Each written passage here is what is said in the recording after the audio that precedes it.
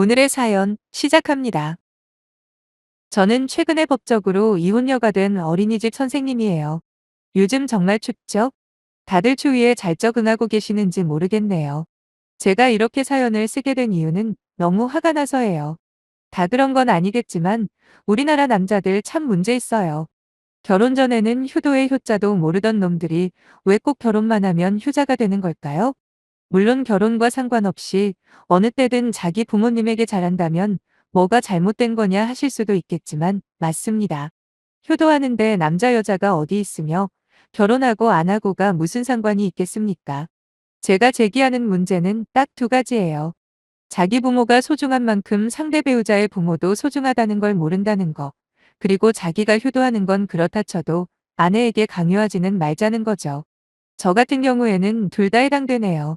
지금이야 조금 괜찮아졌지만 얼마 전까지만 해도 사람들이 가장 무서워한 게 바로 코로나 아니겠어요? 3차까지 맞은 저도 작년 말쯤에 확진이 되어서 며칠 고생한 기억이 있네요. 남편도 마찬가지고요. 그런데 제가 걸리기 한 달 전인가 저희 친정엄마가 먼저 걸렸더랬죠. 그때만 해도 아침에 일어나자마자 하루에 확진자가 몇 명인지부터 확인하고 마스크도 절대 안 벗을 만큼 나라 전체가 초긴장 상태였는데 연세도 많으신 엄마의 확진 소식에 저는 너무 걱정이 되더라고요. 그래서 남편한테 여보 우리 엄마 확진 판정 받았다는데 어쩌지? 나이가 많을수록 더 위험하다고 하잖아. 걱정돼 죽겠어. 당장이라도 얼굴 보러 가고 싶은데 그것도 안 되고. 그러자 남편은 시익 웃으며 별거 아닌 것처럼 말을 하더라고요. 에이 그거 걸린다고 안 죽어. 우리 회사에서도 몇 명 걸렸는데 며칠 앓고 나니까 거뜬해지던데? 뭘 그렇게 안절부절하고 그래. 마음을 좀 대범하게 가져봐. 라고 말이에요. 그때는 남편이 순수하게 저를 안심시키려고 한 말이라고 생각했네요. 등신처럼 말이죠. 사실 남편은 결혼하고 난 뒤에 갑자기 효자가 된 케이스예요. 연애만 3년을 했는데 그동안 제 앞에서 시어머니에게 전화하는 꼴 한 번 본 적도 없고요. 그 흔한 어버이날에도 자기야 어머님한테 선물 뭐 해드렸어? 난 상품권 드렸는데 너무 성의 없어 보이는 거 아닌가 몰라. 참 그리고 여기 예비 시어머니 선물이야. 라고 했더니 남편은 깜짝 놀라며 뭐야 어버이날이었어? 난 몰랐는데. 어쩌냐 나는 준비한 거 없는데?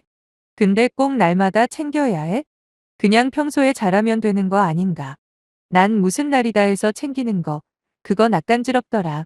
라고 말할 정도로 자기 엄마한테 관심이 없던 놈이었어요.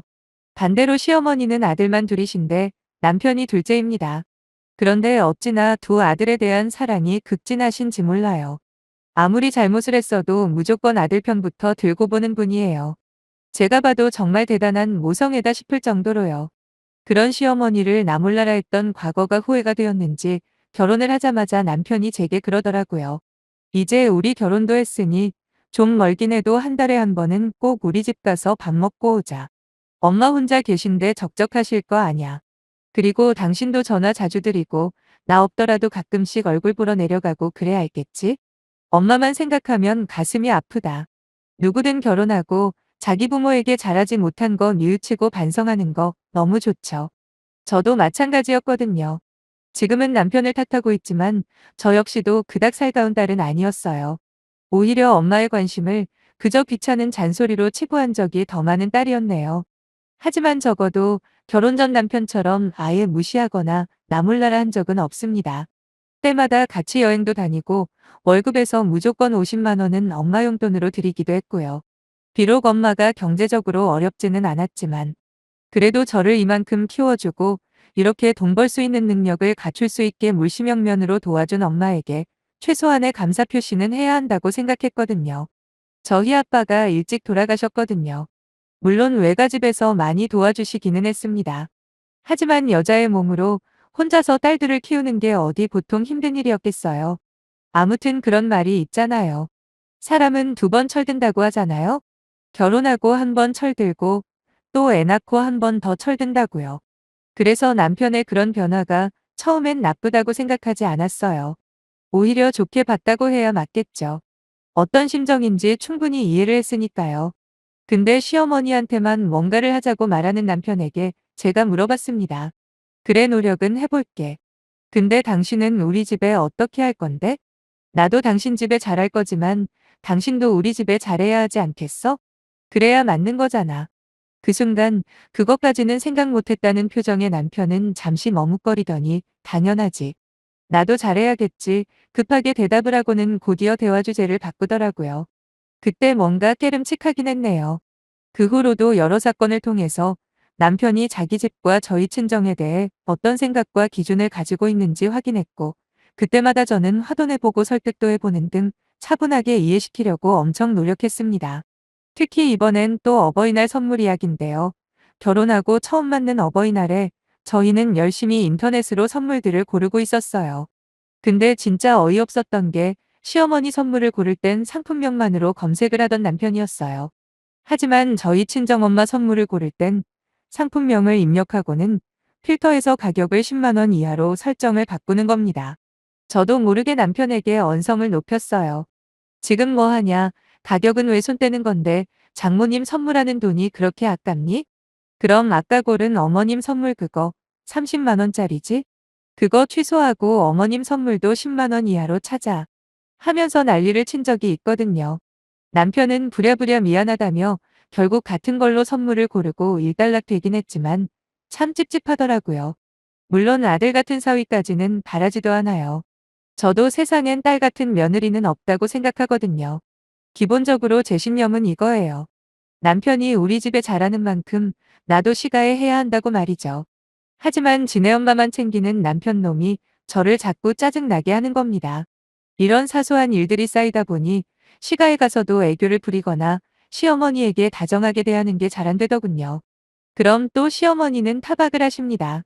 다른 친구분들 며느리들 이야기까지 꺼내시면서 말이에요. 우리 며느리는 너무 대단해서 아예 시어머니가 모셔야 하나 보다. 얼마나 대단하신지 내가 몸둘 바를 모르겠네. 내 친구들 며느리들은 어머님 어머님 하면서 아주 옆에 딱 붙어서 극진하게 모시던데. 내가 며느리 복은 없나 보다. 이렇게 빈정대실 때면 남편은 눈치도 없이 아니야 엄마. 이 사람 애교 되게 많아. 오늘은 뭐 잘못 먹었나 보지. 다음엔 제대로 애교 보여드려 여보할겠지? 라면서 끼어드는데 한 대 좁힐 수도 없고 진짜 중간에서 뭐 하자는 건지. 딱 봐도 대놓고 비꼬고 저를 욕하는 건데 그런 눈치도 못 채고 뭐라고요? 다음엔 제대로 애교를 보여줘. 이게 지금 누구 때문에 벌어진 일인데 정작 당사자는 아무것도 모르고 그저 헤헤거리는 모습이 정말 얄미웠습니다. 남편은 저희 친정에 잘하냐고요? 당연히 아니죠. 그럼 제가 이렇게 난리를 치겠습니까? 가끔이지만 저희 집에 가는 날이면 아침부터 없던 짜증이 막 밀려오나 봐요.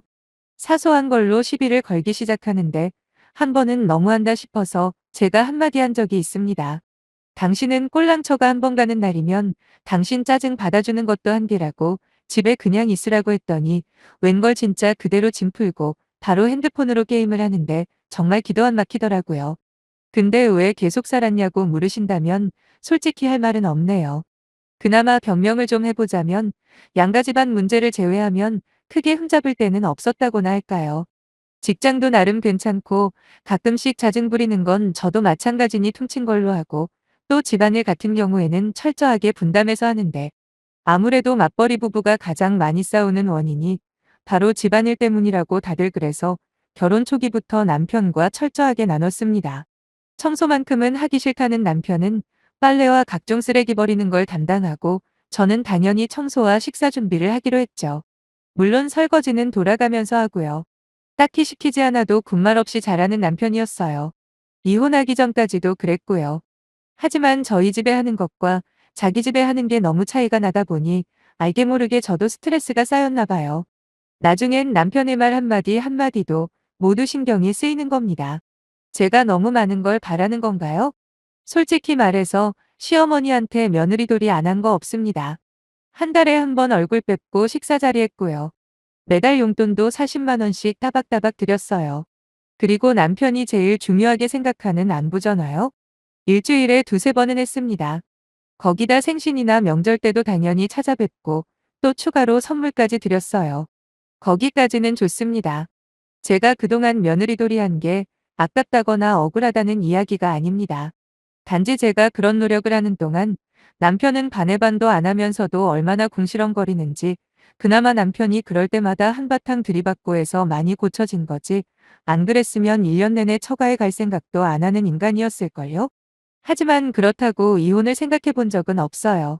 오히려 어떻게 하면 고쳐서 데리고 살까 이 방향으로만 고민하고 노력했는데 결국 손을 놔야겠다 결심한 사건이 바로 앞서 말씀드린 코로나 사건이었네요. 친정엄마가 코로나 걸렸다고 했을 때 무슨 가벼운 감기 취급을 하던 남편이 돌변해버렸거든요. 거기다 저한테까지 화살을 돌리는데 완전 미치겠더라고요. 말이 안 통해요. 지난달 남편으로부터 급하게 전화가 와서 받았죠. 남편은 다급한 목소리로 어떡하냐고 시어머니가 확진이 되었다는 소식을 전하더군요. 혼자서 안절부절 난리도 아니었어요. 걱정을 했다가 또 화를 냈다가 정신을 못 차리더라고요. 시어머니가 계모임을 다시 시작해서 나가셨다가 걸렸다면서 자기가 그렇게 조심하라고 했는데 결국 걸렸다며 아주 숨이 넘어가는 겁니다. 저는 지난번 남편이 저한테 그랬던 것처럼 안심을 시켜줘야겠다 결심했죠. 실제로 그 당시 남편이 오히려 가볍게 말해줬을 때 위안이 꽤 됐었거든요. 그래서 저도 그랬어요. 괜찮아. 요즘 코로나가 무슨 병인가? 내 주위에 다들 한 번씩은 다 거쳐갔어. 그리고 우리도 지나갔잖아? 거기다 어머님은 백신도 전부 맞으셔서 별일 없을 거야. 그러니까 진정하고 마음 편하게 가져. 라고요. 근데 남편이 순간 버럭하는 겁니다. 저보고 말 다 했냐고, 네 일 아니라고 그렇게 함부로 말할 수가 있냐면서 막 화를 내는 게 아니겠어요? 전 진짜 다른 의도 없었어요. 너무 심각하게만 생각하다 보면 더 깊은 수렁으로 빠져들 때가 있잖아요. 그때 누군가 옆에서 어깨를 살짝 치며 별거 아니라고 말해주면 실제로 그럴 것 같은 느낌이 들면서 마음이 가벼워지는 그런 경험 다들 한 번쯤은 있으시죠? 제가 의도한 게 딱 그거예요. 그런데 갑자기 미친 개처럼 달려드는 남편의 반응에 얼마나 놀랬는지 모릅니다. 그런데 지금 생각해도 웃겨 죽겠네요. 순간 남편이 훌쩍거리는 겁니다. 이게 진짜 돌았나 싶었네요. 잠시 정적이 흘렀고 한동안 남편의 훌쩍거리는 소리만 들리다 전화가 끊어졌습니다. 저는 앉아서 한참 동안 멍하니 있었네요. 그러다 갑자기 우리 엄마 코로나 걸렸을 때 남편이 시익 웃으며 가볍게 대했던 모습과 지금 남편의 모습이 오마주가 되는데 기분이 점점 안 좋아지는 겁니다. 닦아놓고 말해서 시어머니요? 우리 엄마보다 6살이나 어리시고 타고난 건강 체질이세요. 거기다 최근 몇 년간 병원도 한 번 안 가셨을 정도로 튼튼하십니다. 반면에 엄마는 별명이 종합병원일 만큼 늘 병들을 달고 사시죠. 거기다 지금은 방역근무이라 마스크도 여외에서는 안 써도 되고 백신 접종률도 많이 높잖아요. 물론 그래도 조심은 해야겠지만 확률적으로 봤을 때 작년에 걸린 우리 엄마가 더 위험할까요? 지금 걸린 시어머니가 더 위험할까요? 최소한 비슷한 반응만 보였어도 제가 이렇게 마음 상할 일은 없었을 거예요. 그날 하루 종일 남편이 울먹이는 소리가 머리에서 떠나지를 않는 겁니다. 그래서 집에서 진지하게 이야기를 해봐야겠다 마음 먹었죠. 이대로 그냥 지내기에는 제 마음속에 물음표가 너무도 많이 쌓였거든요. 그냥 무시하고 덮어둬봐야 언젠간 쌓이고 쌓여 폭발하기밖에 더 하겠어요? 제가 먼저 퇴근을 하고 저녁상 차리는데 남편이 들어오는 소리가 들렸고 곧 쾅하고 현관문을 세게 닫는 소리가 들리더군요. 남편은 저를 보자마자 막말을 시작하는데 너 같은 걸 며느리라고 데리고 있는 우리 엄마가 불쌍하다며 저를 비난하는 거예요. 나름 좋게 이야기하려고 준비했던 저는 그 순간 꼭지가 돌아버렸네요. 뭐? 너 다시 말해봐. 혹시 어머님 확진된 것 때문에 그래? 나도 걱정은 되는데 너가 지금 보이는 반응은 솔직히 오바야 알아? 그랬더니 남편은 또 눈가가 촉촉해지면서 저보고 독한 년이래요. 바늘이 아니라 대못으로 찔러도 피 한 방울 안 나올 거랍니다. 이게 욕까지 먹을 짓은 아니잖아요. 참을 만큼 참았던 저는 그 입 조심하라고 다른 건 몰라도 되도 않는 이유로 욕먹는 거 나 못 참는 거 모르냐 하며 받아치기 시작했습니다. 작년에 우리 엄마 확진됐다고 했을 때 너 뭐라고 했는지 기억해 보라고 했어요. 그때 네가 했던 말 그대로 돌려준 것뿐인데 어쩜 이렇게 반응이 다른 거냐. 당장 독한 년이라고 욕한 거 취소하고 사과하라고 했더니 자기가 왜 사과를 해야 하는지 모르겠다고 하네요. 그러면서 왜 이혼이라도 하게? 하는 겁니다. 그것도 비아냥대면서 말이에요. 제가 먼저 꺼내도 시원치 않을 그 단어를 먼저 꺼내다니 더 이상 가망이 없다 싶더라고요. 전 알겠다는 한마디만 남기고 간단하게 짐 챙겨 친정으로 갔습니다. 무슨 일인지 영문을 모르는 엄마에게 이번 일뿐만 아니라 지금까지 있었던 모든 걸 다 말씀드렸죠. 엄마는 저를 믿으신다며 하고 싶으대로 하라고 하더군요. 그리고 이혼 서류 접수했고요. 그때까지만 해도 남편은 자기가 더 억울하다는 입장이었네요. 참 웃기죠. 도대체 제가 잘못한 게 뭘까요? 시어머니 확진이라는 소식에 눈물을 안 흘려서? 아니면 남편을 안심시키기 위해 금방 괜찮아질 거라는 희망 고문을 해서? 아니 말이 안 되잖아요. 잘못한 게 있어야 사과를 하던가 오해를 풀던가 하죠. 적반하장이라는 말이 딱 여기에 쓰는 모양입니다. 재산 분할은 거의 반반으로 결정 날 거라고 들었고 숙려기간에 들어갔는데 시어머니가 전화를 하셨더라고요. 이혼만은 제발 다시 생각하면 안 되겠냐고 하시대요. 솔직히 깜짝 놀랐어요. 절대로 그런 말을 할 사람이 아니라고 생각했거든요. 너 아니면 저런 성격 더럽고 지만 아는 놈 누가 걷어주니. 다시 한번 생각해주면 안 되겠냐. 라며 진지하게 부탁을 하시는더라고요. 하지만 마음이 흔들린다거나 하지는 않았어요. 시어머니랑 살 것도 아니고 정작 문제의 당사자인 남편은 저리도 당당하니 답이 없잖아요. 전 싫다고 죄송한데 이 이혼은 충동적으로 결정한 게 아니라 그동안 쭉 쌓여왔던 게 폭발해서 그런 거니 저도 돌이킬 수 없다고 하고 끊었습니다. 그렇게 이혼을 하고 저는 수많은 돌싱 중 한 명이 되었습니다. 앞으로 결혼을 생각하시는 분들께는 진짜 죄송한 말씀이지만 결혼 생활보다 혼자 사는 게 이렇게 좋을지 몰랐네요. 마치 온몸으로 숨을 쉬는 기분이랄까요? 정말이지 이혼하기 잘했다는 생각밖에 안 듭니다. 결혼해서 행복하게 잘 사는 분들도 많다는 건 알고 있지만 일단 저라는 사람은 결혼과 안 맞는다는 걸 값비싼 수업료를 내고서야 깨달은 게 아쉬울 뿐이네요. 결혼하기 전에 알았으면 더 좋았겠죠? 그러나 지금이라도 제자리를 찾아온 것만 해도 감사하며 살아가려고 합니다. 많은 격려와 채찍질 기다릴게요. 감사합니다.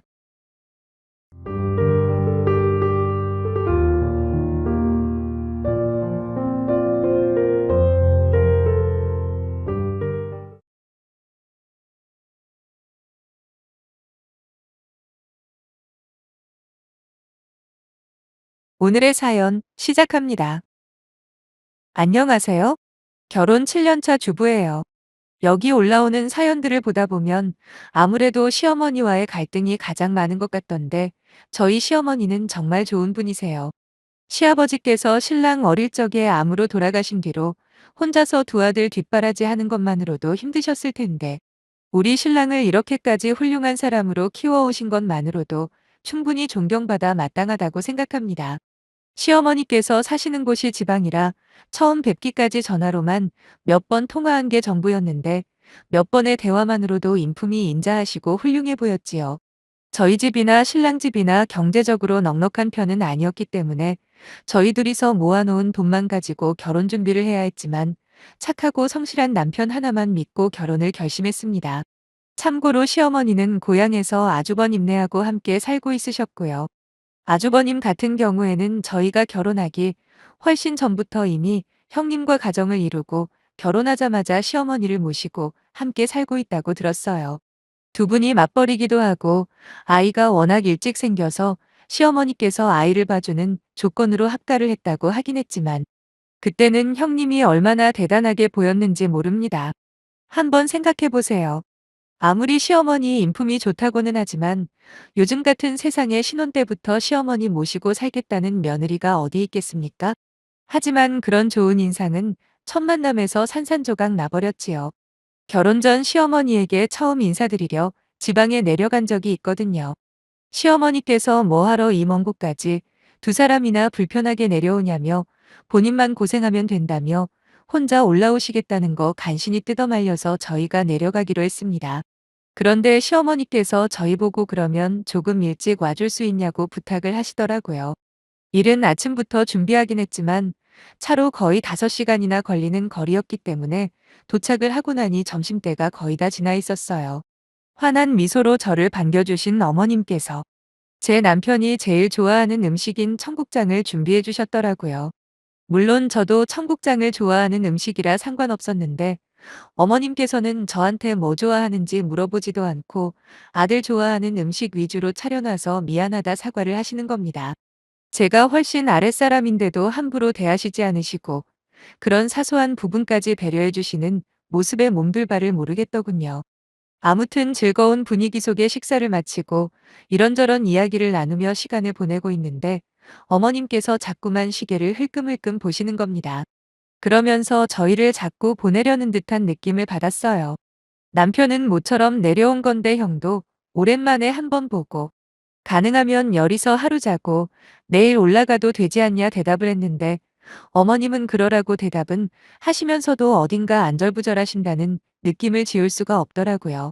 아니나 다를까 저녁 6시가 넘어 형님이 퇴근하고 현관문을 여는 소리가 들리더니 갑자기 어머님에게 큰 소리로 아니 집에서 냄새나게 웬 청국장을 끓였냐고 먹고 싶으면 나가서 사 먹던가 하지라며 짜증을 부리는 겁니다. 물론 저희와 눈이 마주치자마자 태도를 바로 바꾸긴 했지만 어머님과 형님 사이의 관계가 어떤 식으로 형성되어 있는지는 한 번에 알 수 있었죠. 솔직히 지금은 아예 얼굴도 안 보고 살긴 하지만 그때에도 남편이랑 아주버님 사이는 그리 좋지 않았어요. 아마 어머님만 아니었으면 평생 남처럼 살아도 될 만큼 서로 안 맞다고 하더군요. 그래도 남편이 자기 형을 내치지 않았던 유일한 이유가 바로 어머님이었어요. 저한테도 비록 남편 본인한테는 천하의 몹쓸 형이지만 어머님 모시고 사는 것 하나만큼은 존경한다 입버릇처럼 말을 했었거든요. 그런데 저희 때문에 조심한다고는 했지만 저도 눈치챈 걸 남편이라고 몰랐겠습니까? 실제로 그날 어머님 댁에 다녀오고 난 후 남편은 은근히 어머님이 걱정되는 모양이더라고요. 그래서 전보다 더 자주 전화드리고 안부도 챙기는 것 같았지요. 더 자세하게는 남편 집안의 일이니 물어보지도 않아서 잘 모릅니다. 아무튼 저희는 탈없이 식을 올리고 신혼생활을 시작하게 되었는데 참고로 저희 친정부모님은 차로 10분이면 닿는 거리에 사시기 때문에 평일이나 주말에 언제든 볼 수 있거든요. 그래서 명절에는 시어머니를 뵈러 가자 제가 먼저 남편에게 제안을 했었습니다. 그리고 결혼하고 나서 맞는 첫 명절에 시댁에 내려가게 되었어요. 저나 남편이나 들뜬 마음으로 시댁에 도착을 했는데 글쎄 시어머니 혼자서 주방에서 음식을 하시고 계시더라고요. 그리고 형님과 아주버님은 거실에서 텔레비전을 보고 있었고요. 저는 얼른 가방이며 외투를 벗어 남편에게 주고는 주방으로 들어가 어머님을 거들어드렸습니다. 근데 형님이 그런 저를 보며 시댁까지 와서 일하고 싶냐며 무슨 식모근성 어쩌고 저쩌고 비아냥대는 거예요. 시어머니 혼자 일하고 있는데도 아무런 신경도 안 쓰이고 눈치도 안 보이는지 아주 편하게 쉬고 있는 형님은 결국 끝까지 손끝 하나 움직이지 않았지요. 원래는 거기서 하루 잘 계획이었거든요. 근데 형님이 얼굴 바슨이 되었다며 괜히 차 막힐 때 올라가서 고생하지 말고 일찍 올라가라네요. 어머님도 옆에서 거드시며 그냥 올라가서 저희끼리 쉬라고 하시길래 저희는 기존의 계획을 취소하고 당일 집으로 돌아가기로 했어요. 다음에 또 조만간 찾아뵙겠다는 인사와 함께 저는 가방에서 두둑하게 챙긴 용돈 봉투를 어머님께 건넸고 당연하게도 어머님은 뭘 이런 걸 다 주냐고 사양하시더군요. 아무래도 거리가 너무 멀다 보니 자주 얼굴 못 보여드려 죄송하다고. 그래서 준비한 저희들 성이니까 받아주세요. 어머님하고 손에 꼭 쥐어드렸습니다. 그렇게 집을 나와 주차장으로 걸어가고 있는데 형님이 뛰쳐나오면서 저 멀리서 저희를 부르시더라고요. 얼른 가라고 할 때는 언제고 이제는 갑자기 불러 세우길래 무슨 일인지 의아했죠. 형님은 어머님께 드린 용돈에 대해서 물으시더라고요. 저희가 준비한 용돈이 딱 80만 원이었거든요.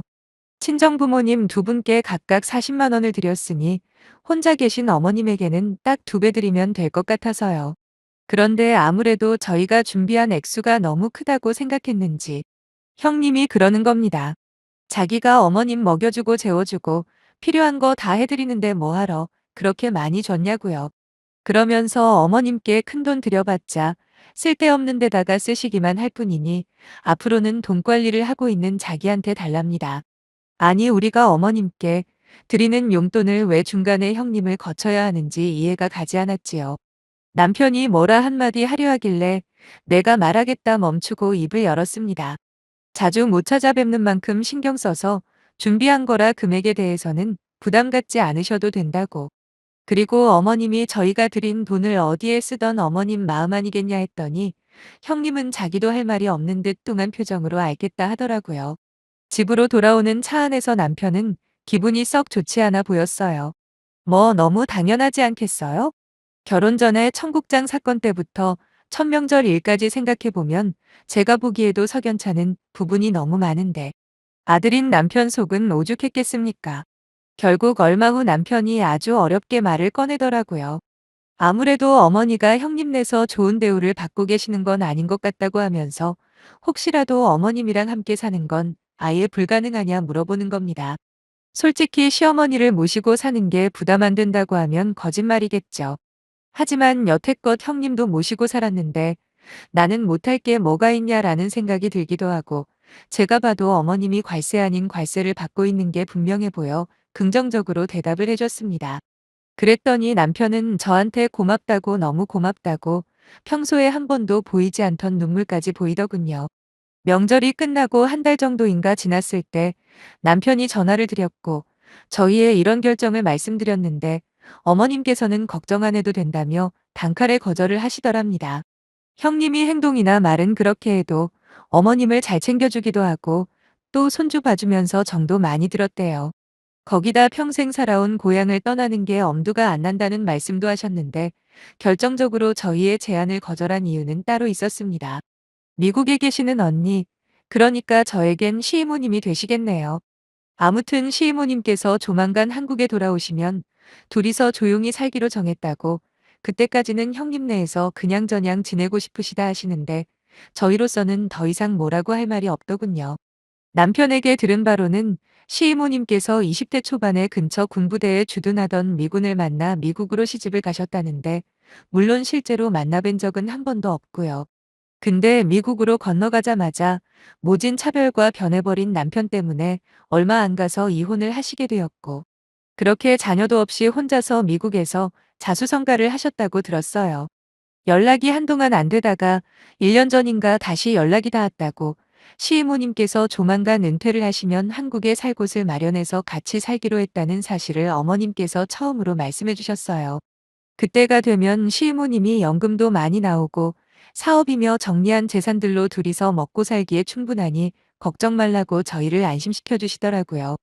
형님이 그때 주차장에서 어머님 용돈을 따로 자기한테 달라 말라 하긴 했지만 저는 아랑곳하지 않고 그 뒤로도 어머님 용돈은 항상 어머님께 직접 드렸거든요.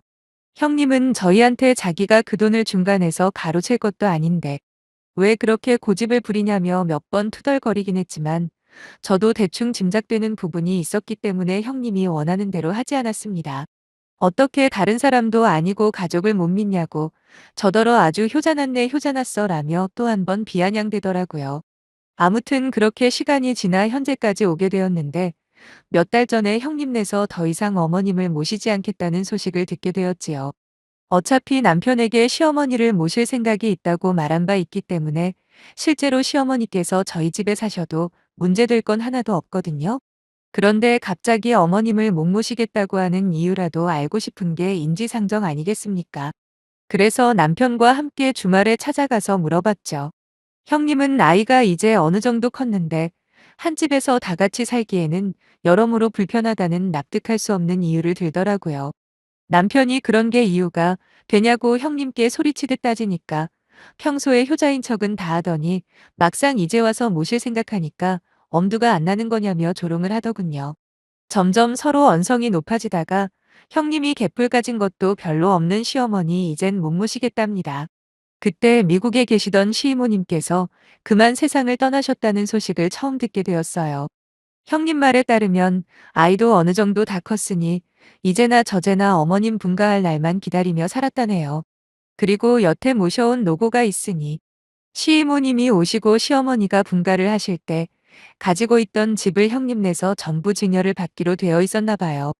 이 부분은 저나 남편이나 불만 없습니다. 결혼하고 쭉 시어머니 모시느라 고생한 건 사실이니까요.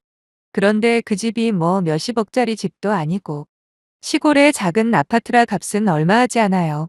그래도 그동안 애봐주고 집안일 해주니까 겸사겸사 참고 모셨는데 어머님이 분가를 하기도 전에 시이모님이 돌아가시게 되니 졸지에 형님네가 평생 어머님을 떠안아야 한다는 상황이라 생각한 거죠. 시골집 팔아봐야 2억 원도 안 하는데 거기서 세금까지 내면 그게 얼마나 된다고. 아니 그 돈 받자고 시어머니 돌아가실 때까지 평생 모시고 사는 건 아무리 생각해도 수지타산이 맞지 않는다며 여태껏 자기들이 모셨으니 이제는 저희 차례라고 하더라고요. 도의적으로는 몰라도 솔직히 논리적으로는 틀린 말이 아니라 저희도 더 이상 반박하지 않고 곧장 어머님 모시고 올라왔습니다. 그런데 저희와 살기 시작한 어머님의 모습은 많이 우울해 보이셨어요. 짐가방이라고 가져오신 게 겨우 캐리어 하나밖에 없었고, 저희 집에 계시면서도 자꾸만 집안일을 본인이 해야 한다는 강박 같은 게 있으신 건지 도무지 한시도 가만히 계시지를 못하시는 겁니다. 어머님에게 집안일은 하지 않으셔도 된다고 그저 편하게 계시라고 말씀을 드렸더니 그날 어머님은 처음으로 슬프게 우시더군요. 진짜 그동안 어떤 삶을 살아오셨는지 짐작이 되면서 마음이 참 아팠습니다. 남편뿐 아니라 저 역시도 퇴근하고 오면 몸이 피곤하기도 했지만 그래도 어머님이랑 여기저기 그동안 못 드셔본 좋은 음식들도 나가서 사 먹고 주말에는 가볼 만한 곳을 서칭해서 모시고 나갔어요. 그렇게 셋이서 사는 거에 적응을 하고 있던 무렵 어느 날 미국에서 걸려온 전화 한 통을 받게 되었는데 본인을 미국에서 사무실을 운영하고 있는 변호사라고 소개하면서 시이모님께서 살아생전에 한국에 부동산을 사놓으신 게 있다는 소식을 전해주더라고요. 그러면서 준법법에 의해 부동산 소재지인 우리나라 상속법이 적용된다며 따라서 반계열족인 어머님께서 상속자로 확정이 되었다는데 글쎄 그 부동산의 시세가 20억이 넘는다는 대목에서 저는 이게 현실인지 꿈인지 분간이 안 될 만큼 어안이 벙벙했네요. 하지만 어머님께서는 이런 기쁜 소식에도 끝까지 형님네 걱정을 하시는 겁니다. 물론 자기를 내다버리듯 내쫓은 건 괘씸하지만 그동안 손주와도 정이 많이 들었고 얼마 되지는 않지만 그래도 주기로 했던 고향집은 원래대로 물려주고 싶다고 하셨습니다. 그래서 얼마 전 어머님과 함께 형님네에 다녀왔지요. 형님은 저희를 보자마자 인상부터 쓰더니 왜 모셔보니까 같이 못 살 것 같아서 다시 찾아온 거냐며 또 그 특유의 비아냥거림을 시작하더라고요. 그러면서 진작에 어머님 용돈도 자기한테 줬으면 좋았지 않았냐고. 그 돈이라도 자기한테 줬으면 1, 2년은 더 모시고 살아줬을 수도 있었는데 끝까지 효자 노릇한다 고집부린 저의 오지랖 때문이라네요. 시어머니가 어떤 마음으로 찾아왔는지도 모르고 얼마나 깐족대던지요. 어머님도 그런 형님의 태도에 화가 많이 나셨는지. 그러면 시골집은 필요가 없느냐고 물어보셨어요. 그러자 형님은 시골집을 미끼로 다시 합가를 시도하려는 줄 알고 기겁을 하더라고요. 그깟 거 얼마나 한다고 지금 집 가지고 유세를 부리시냐 학을 떼더니 자기는 필요 없다고 말하면서 원한다면 유산 포기 각서까지 써주겠답니다. 그냥 해본 말이었겠지만 제가 누굽니까? 실제로 형님이 유산 포기 각서를 작성하게 하고 공증까지 받는 데는 2시간도 채 걸리지 않았어요. 그리고 어머님께서 마침내 시이모님이 남겨주신 유산에 대해서 말을 꺼내셨지요. 점점 이게 뭐지 하며 혼란스러운 표정으로. 자기가 내뱉어 놓은 말이 있으니까 뭐라 하지도 못하고 그저 당황해서 어쩔 줄 몰라 하던 형님의 표정이 아직도 생생하게 생각이 나네요. 그래도 10년을 넘도록 한 집에서 살아온 시어머니를 그저 끝까지 이용가치만 계산하고 생각하던 형님은 결국 그 죄를 닳게 받은 거마 마찬가지 아니겠습니까? 그 뒤로 형님네와는 일절 연락하지 않고 지내고 있는 상황이고 어머님은 시이모님이 남겨준 건물에서 혼자 지내고 계십니다. 저희 집에서 같이 살자고 저와 남편이 몇 번이나 말씀드렸지만 한동안은 자유도 누려보고 또한 힘들었던 마음도 추스릴 겸 혼자서 지내고 싶다고 하시네요. 포기각서를 받기는 했지만 어머님은 시골집을 형님네 아이, 그러니까 어머님이 10년 넘게 키워준 손자한테 물려줄 생각을 가지고 계신 것 같아요. 지난번에 저랑 이런저런 이야기를 하시다가 애는 잘못이 없지 않느냐 하시더라고요. 물론 저희도 욕심부릴 생각 추호도 없고요. 그 집이 형님네 아이에게 돌아갔을 때 분명히 형님이랑 아주버님이 가만히 있지는 않겠지만 그래도 어머님 뜻에 따르기로 정했습니다. 요즘 어머님은 빨리 둘째 손주를 보고 싶다며 저희 아이가 태어나면 어머님께서 책임지고 봐주신다네요. 당연히 그것 때문만은 아니지만 저희도 이제 좀 더 여유를 찾아 미래를 준비할 수 있을 것 같아요. 어머님께 하루빨리 이쁜 손주 안겨드리고도 싶고 남편이랑 지금처럼 오붓하게 살고 싶은 마음뿐이네요. 저희들의 행복한 인생을 위해 기도해 주세요. 감사합니다.